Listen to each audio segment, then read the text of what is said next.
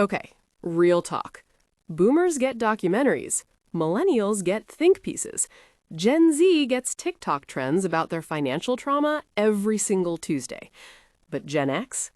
Gen X is just there, quietly, in the corner, with a spreadsheet, a backup spreadsheet, a printed copy of the backup spreadsheet, and a mild but persistent suspicion that everything is about to collapse.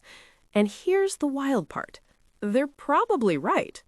Because Gen X didn't just develop weird money habits, they developed survival architecture. And once you understand what they lived through, you won't call it weird anymore. You'll call it genius wrapped in anxiety. So buckle up, because we're going deep into the psychology of the most financially misunderstood generation alive. And by the end of this video, you're either going to respect them enormously or realize you've been accidentally living like one of them this whole time. Segment 1. The invisible generation with invisible wealth. Let's start with the paradox that makes Gen X so fascinating. Born between 1965 and 1980, sandwiched between the loudest generation in history, the boomers, and the most online generation in history, the millennials. Gen X is statistically the wealthiest generation per capita right now. The average Gen X household net worth? Over $1.2 million, according to Federal Reserve data. $1.2 million. And yet, ask a Gen Xer how they're doing financially, and they'll look at you like you just asked them to defuse a bomb. Fine, I think. I mean, it could all go sideways tomorrow, but fine. That's not false modesty. That's not a quirk. That is a deeply programmed psychological response to a very specific sequence of economic disasters that hit them at the exact worst moments of their financial lives. And to understand it, we need to go back, way back. Segment 2. The original promise. Picture this. It's 1978. A Gen Xer is maybe 10 years old. They're watching their dad come home from work, same company, 22nd year running. There's a pension, there's a savings account earning 8% interest, there's a mortgage that will be paid off in 15 years. There's a plan.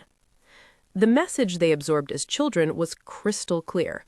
Work hard, stay loyal, trust the system. The system will take care of you. It was a beautiful formula. Simple, reliable, boring in the best possible way. They believed it. They internalized it. They built their entire early adult identity around it. And then the system looked them dead in the eyes and absolutely torched the formula. Segment 3. The 3 betrayals. Here's what nobody talks about when they analyze Gen X money psychology. It wasn't one crisis, it was 3, and each one hit at a different critical stage of their financial development. Betrayal number 1, the early 90s recession. Gen X entered the workforce between 1987 and 1995, right into a recession. Unemployment spiked, entry-level jobs evaporated, the just get a degree and you'll be fine promise already cracking. They started their financial lives behind the starting line. Betrayal number 2, the dot-com crash of 2000. By 2000, Gen X was in their late 20s and 30s, finally building something, investing, growing. The tech boom made it feel like the system was finally rewarding them. And then, poof, the NASDAQ dropped 78%. Retirement accounts gutted. The second time the rug got pulled. Betrayal number 3, the 2008 financial crisis. This one was the kill shot. Gen X was now 28 to 48 years old, peak earning years, mortgages, kids, 401ks that had just recovered from 2000. And then the housing market imploded, banks collapsed, and the average Gen X household lost 45% of their net worth in 18 months. 3 betrayals, 3 different life stages, 3 times the system said, trust us, and then laughed. You want to know why Gen X behaves the way they do with money? That's why. Let's continue with defensive pessimism, the superpower nobody names. Psychologists have a term for what Gen X developed, defensive pessimism. It sounds like a flaw. It's actually a cognitive strategy. Assume the worst, prepare obsessively, and when things go badly, you're already ready. When things go okay, bonus. Gen X didn't read about this in a self-help book. They invented it through lived experience.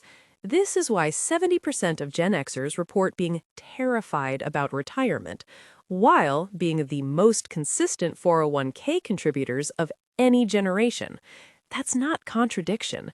The fear is the fuel, the anxiety is the engine. They're not saving because they're optimistic. They're saving because they're convinced it won't be enough. And that conviction makes them save more. Ironically, it works spectacularly. The side hustle was never about passion. Let's destroy a myth right now. The side hustle is not a millennial invention. Gen X was doing it in the 1990s. They just called it freelance work, or the thing I do on weekends so I'm not completely screwed if my job disappears. That's the key psychological difference. A millennial side hustle has a personal brand, a narrative. I'm building something. A Gen Xer side hustle is cold-blooded insurance, an escape tunnel. It has nothing to do with passion and everything to do with watching their parents get laid off after 20 years of loyalty and deciding, very quietly, never again. Gen X doesn't distrust employers because they're cynical. They distrust them because they have evidence. The debt philosophy nobody explains correctly. Gen X carries the highest total debt of any generation. People love using that to imply they're bad with money. Those people are wrong. Gen X is extraordinarily strategic about which debt they carry. They understand, at a gut level, most advisors charge $300 an hour to explain the difference between debt that builds and debt that destroys. Mortgage on a rental property? Leverage. Business loan on a cash-flowing asset? Leverage. Credit card balance on a flat screen? Chaos. Hard no. They'll carry $400,000 in real estate debt without blinking. They'll lose sleep over a $2,000 credit card balance. One is a tool, one is a trap. They learn to tell the difference the hard way. They manage their own money, and here's the dark reason why. Gen X carries the lowest rate of using financial advisors of any wealth-holding generation. People call that arrogance. It's not arrogance. It's self-defense. They watched experts recommend products that imploded. They watched the entire financial advisory industry say, on camera in 2008, nobody could have seen this coming. Gen X saw it coming, or at least they suspected it, because they always suspect it. So they read, they research, they verify everything twice, not because they think they're smarter, but because they've learned that nobody has more skin in your game than you do. That's not a personality flaw, that's wisdom earned through scar tissue. Experiences over things, the recession-proof spending strategy. Gen X overwhelmingly prefers experiences over possessions, travel, concerts, adventures with their kids, and for years, consumer psychologists couldn't explain it. Then someone asked the right question. What can't be repossessed? A memory, a moment, an experience. You can lose your house, your car, your portfolio in 18 months, as they well know, but nobody takes away the road trip, the concert, the meal in Portugal. Gen X didn't read research about how experiences create more lasting happiness than things. They felt it because they watched possessions disappear and realized the only things that stayed were the moments. That's not minimalism as a trend. That's loss-proofing your joy.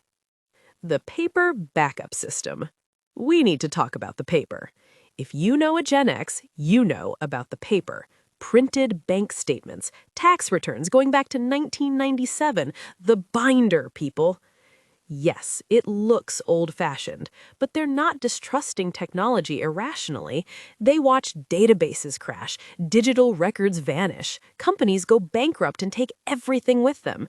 The paper isn't ignorance, it's redundancy by design, the same logic engineers use when building backup systems in aircraft.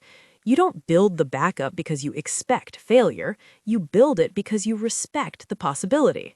Gen X respects the possibility of failure more than any generation alive, and that respect kept them solvent through 3 economic catastrophes that wiped out everyone who didn't have a backup.